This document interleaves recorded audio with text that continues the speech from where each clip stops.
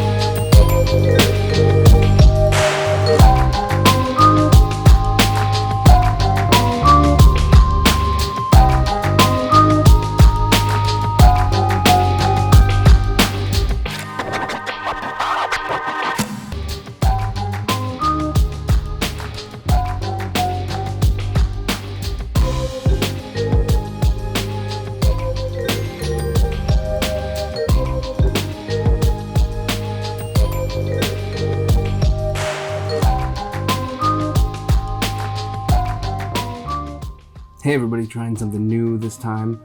Just got done doing a little recovery. I think recovery is super important, but I thought I'd just give some updates, just kind of what things are going on. Because it's January 2020, goodness, year started off, and lots of things going on in like health and that kind of thing. I just started this, the Jiu-Jitsu Ronin on Instagram and all that. It's posting this Jiu-Jitsu burpee challenge at 100 days, 50 burpees a day, and ending at 5,000 burpees. Didn't realize the challenge actually is about just doing some, ideally like at least 10 every day for 100 days. He had commented about doing 50 a day, and so I thought that's what the challenge was, and so that's what I started. So that's what I'm doing. You know, we do burpees and do the technical stand-ups and sit-throughs and that kind of stuff, so figure why not? You know, it's challenging, it's tough. You know, my conditioning level on that is not where I'd like it to be, so this has actually been really, really great. I like it.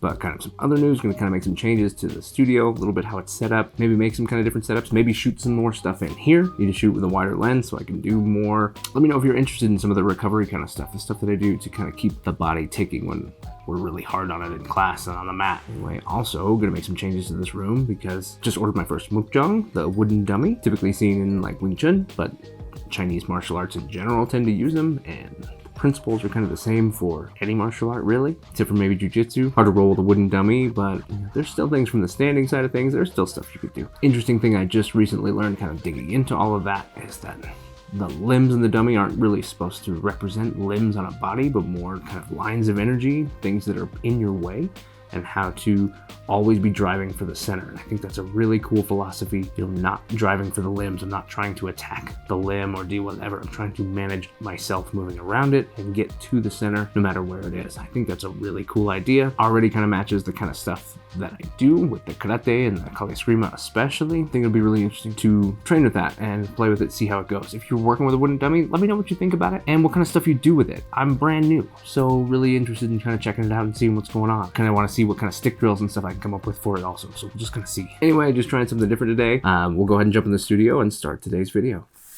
Hey, what's up? I'm Ken. This is kenfuTV, and every week I post videos about the martial arts and my journey. Everything from my philosophies on things to techniques that I like to do, training, different things, art, history, the whole deal. So if that's what you're into, subscribe, and let's get into this video about cost. So here's the thing, there's one cost that is significantly higher, significantly more expensive to you than probably anything else. And it doesn't just apply to the martial arts, it applies to everything that you do, and that's time. Time is the one commodity that we all only get a certain finite amount of, and we don't even know how much that is gonna be, so we can't even budget properly. So it's important that we look at how does this all fit together. In this case, we'll talk about martial training, but you could really replace the martial arts with anything, any hobby, any activity, any study, whatever it is that you do. It's the same thing. I'm going to approach it from the martial arts, but it's the same deal. Time. It's the only commodity we have.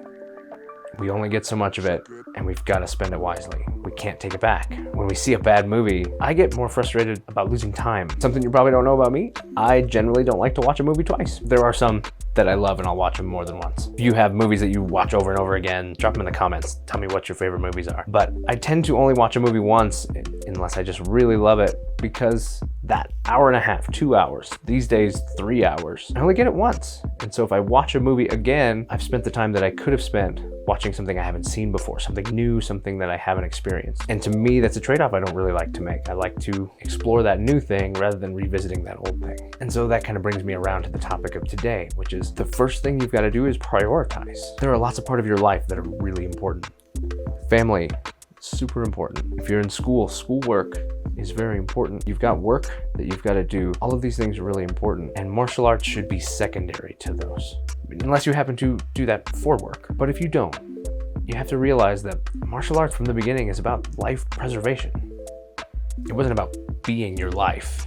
It was about preserving the life that you have. So it's important to realize that its role right in that description describes the fact that it is there to help preserve what you have and what you do, not to be the thing that you do. So family, school, all of that stuff is really important, and you need to focus that first. And martial arts is just there to help facilitate everything about that, to give you good health, to hopefully help build in towards a long life, both through fitness and health related things, but also in self-preservation and making sure that bad situations happen and you get out of them, see them ahead of time, leave, defend yourself, whatever it takes to be able to return to that life. So that's the first thing, is realize that there should be a balance. You've got to have a balance that puts together all these pieces. So pay attention to that. And then because of that, then naturally you only get so much time to train. You've got time on the mat, and then you've got time on your own where you practice and work on things. But it's finite, you only get so much. So it's really important that you pay attention to the context of your training. Know why you train, okay? We're just starting 2020. Now's a good time to reflect and review. Why do I train? What's my purpose? What's my goal? I'll link in the description below a video I did on that topic. Why do you train, in the context of training, and why it's important to pay attention to it. But that's it, you've gotta look. You gotta know what your goals are and what you want to accomplish. And then you need to look at your training and see, what is it that I'm working on, and does that move me towards my goal? If I only get so much time to train, then to spending all of that time training something that's moving away from my goal make any sense at all? It doesn't. It doesn't. You've got to spend that time right. So when you're deciding, what do I want to work on? What do I need to work on? You should be basing that off of what you're trying to accomplish. Some people say, well, what am I good at? Where am I weak? What can I work on? But those things are only good if they're done in context. I'm weak at a lot of things. I'm strong at a lot of things. But if I just look at, well, I'm weak at this, for me personally, I could say I'm weak in competition, in competitive sparring and that kind of thing. But my goal is not to be good at that. So if I just look at it from weakness, then I could approach it from the idea of saying, that's what I need to work on because I'm not good at it. But if I don't apply that filter of, does it move me towards my goal, then I'll never actually catch the fact that while I am weak, it's not helping me get where I'm going. And so review, make some notes, write it, jot it down. I think that's really important to write down. What are you trying to accomplish?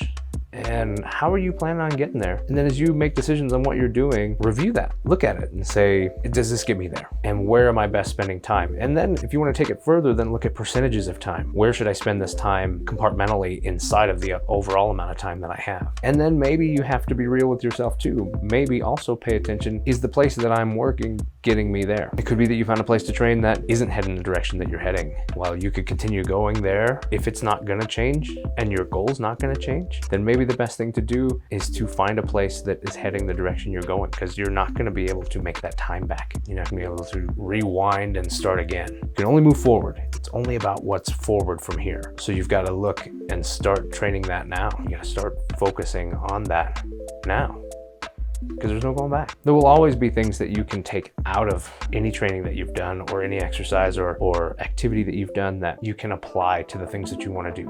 And that's great, and you should. You should be paying attention to what these different attributes are that you're developing. Even in your work, in your school, in your daily life, whatever it is that you do, these things should hopefully be building characteristics and skill sets that you can use and apply elsewhere. So you should be looking at that and seeing, what can I do with it and does it apply? But a lot of times it may only apply just a very small amount. So if you want to make leaps and bounds of progress, you've got to make sure that at least part of what you're doing is focusing on the things that will make leaps and bounds of progress. Anyway, that's it for today. I just want to start this year off with focus, paying attention to the most important thing, which is time.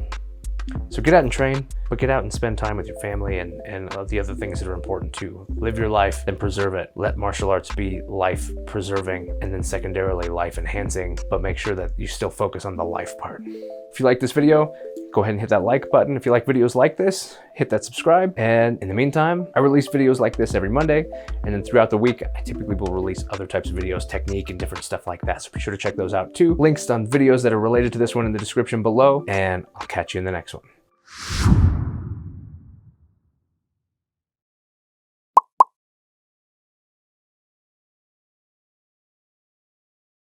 50 burp ups. 50 burp ups. Gross. Burpees. Burpees. It's harder to say them than it is to do them. I always make sounds when I do stuff like that. Sound effects. Ding!